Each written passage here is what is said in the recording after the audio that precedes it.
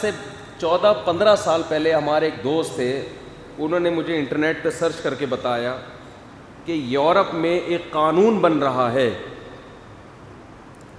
کہ اگر کسی لڑکی کو پریگننسی ہو جاتی ہے تو وہ پریگننسی گرا نہیں سکتی. یورپ ایسے قوانین اس لیے بناتا ہے کہ ان کے ہاں گروتھ ریشو بہت گر رہا ہے. میں نے خود پھر BBC میں یہ خبر پڑھی اور میں نے اس کا حوالہ بھی نوٹ کیا. میری جو کتاب ہے اس کے اندر وہ لنک بھی ہوگا.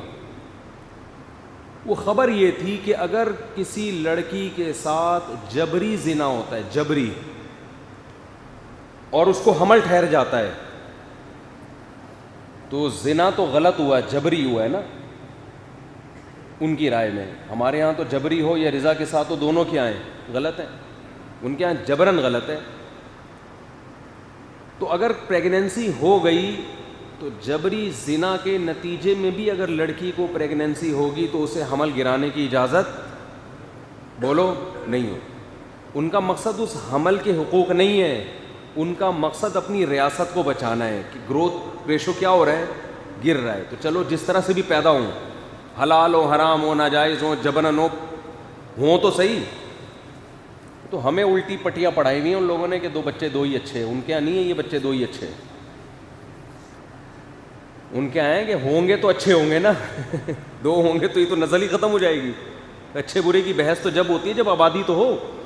ہاں میں یہ عرض کر رہا تھا کہ وہ BBC کی رپورٹ تھی نا، میں نے خود پڑھی پھر وہ کہ بھئی اس پر بحث ہو رہی ہے کہ جبری زنا کے نتیجے میں اگر عورت کو حمل ٹھہر جائے تو اسے بچہ گرانے کی اجازت نہیں ہونی چاہیے. خیر اس پر خواتین نے احتجاج کیا اور اس قانون کو پاس، اس وقت کی رپورٹ یہ ہے کہ پاس نہیں ہونے دیا. تو اب واللہ عالم اب کیا قانون ہے مجھے نہیں معلوم. تو اس پہ یہ تھا کہ بھئی ایک عورت کو زبردستی مجبور کرنا کہ وہ بچہ پیدا کرے یہ اس عورت کی مرضی کے بغیر جائز نہیں ہے. یعنی اس کی یہ اجازت نہیں ہونی چاہیے، یہ عورت کے رائٹ کے خلاف ہے. جو اصل پوائنٹ کی بات میں بتانا چاہتا ہوں وہ سمجھیں کہ یہ عورت کے حقوق کے خلاف ہے کہ وہ بچہ پیدا نہیں کرنا چاہ رہی اور آپ اس سے پوچھے بغیر اس پر ایک قانون مسلط کر دیں. لہذا خواتین نے جو احتجاج کیا ہے تو یہ احتجاج اس کی علامت ہے کہ خواتین اس قانون پہ راضی نہیں ہیں. تو ہم خواتین کے حقوق کی پاسداری کے لیے اس قانون کو کیا کرتے ہیں، معطل. اب جو پوائنٹ ٹو بی نوٹڈ ہے وہ یہ ہے جو ابھی میں بیان کر رہا ہوں. اس پر ایک انگریز نے لکھا کہ عورت کے حق کے تحفظ کے لیے جب اس کو بچہ گرانے کی اجازت دی ہے تو اس میں بچے کا کیا قصور ہے. کروڑوں سیلز میں سے ایک ہوتا ہے جس کو اللہ انسان بنانے کے لیے منتخب کرتے ہیں. یہ اللہ کی سلیکشن ہوتی ہے، یہ سلیکشن ہوتی ہے اللہ کی طرف سے. دیکھو حرم میں جیسے پرندے کو مارنا حرام ہے، پرندے کے انڈے کو توڑنا بھی کیا ہے، بولو نا، جائز نہیں ہے. جو پرندے، جن پرندوں کا شکار حرم میں ناجائز ہے نا، جیسے کبوتر، چڑیا وغیرہ، حرم میں تو آپ کچھ بھی نہیں کر سکتے نا، کوئی یعنی درخت بھی نہیں کاٹ سکتے آپ. تو حرم میں پابندی، جوں نہیں مار سکتے آپ. تو فقہاء کا اس پر اتفاق ہے کہ جیسے حرم میں آپ پرندہ نہیں مار سکتے، پرندے کے انڈے کو بھی نہیں توڑ سکتے. کیوں؟ اسے بھی اللہ نے سلیکٹ کر لیا ہے ایک مخلوق بنانے کے لیے. تو آپ بتاؤ کہ حرم میں ایک پرندے کی انڈے کی ویلیو ہے تو ماں کے پیٹ میں جو انسان جس کی اللہ نے سلیکشن کی ہے پیدائش کے لیے، اس کی حیثیت نہیں ہوگی خدا کی نظر میں.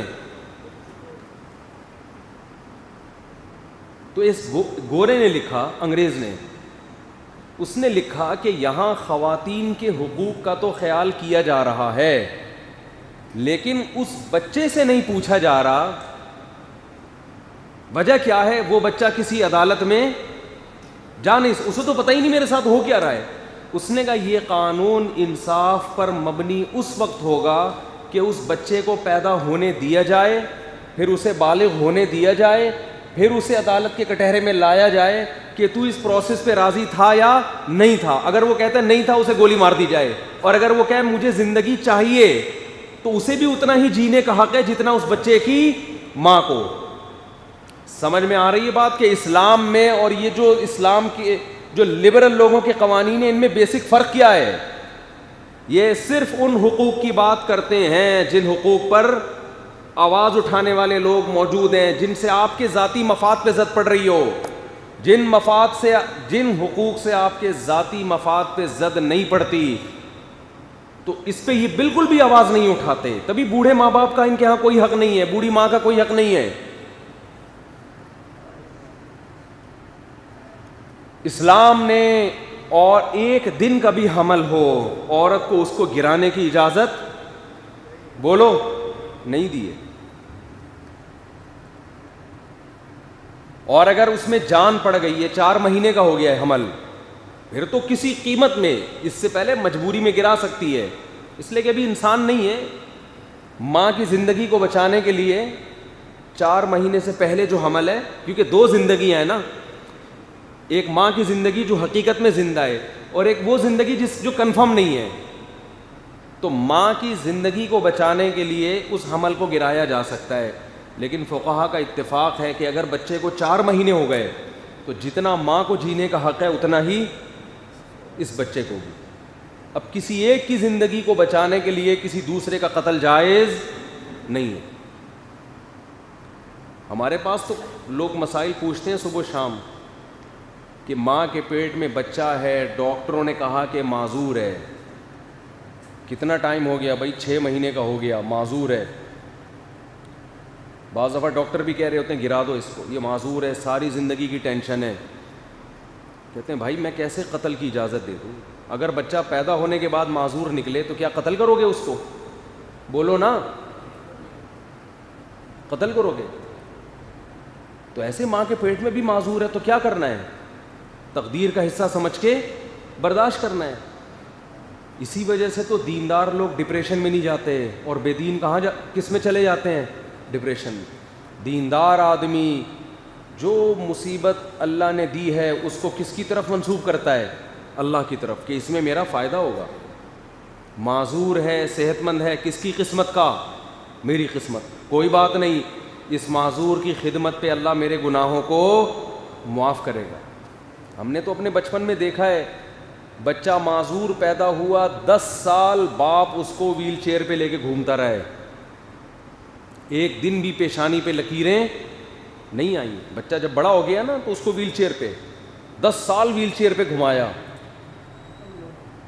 کیوں؟ اللہ پہ اعتماد ہے, اللہ پہ توکل ہے. بھائی میری قسمت کا.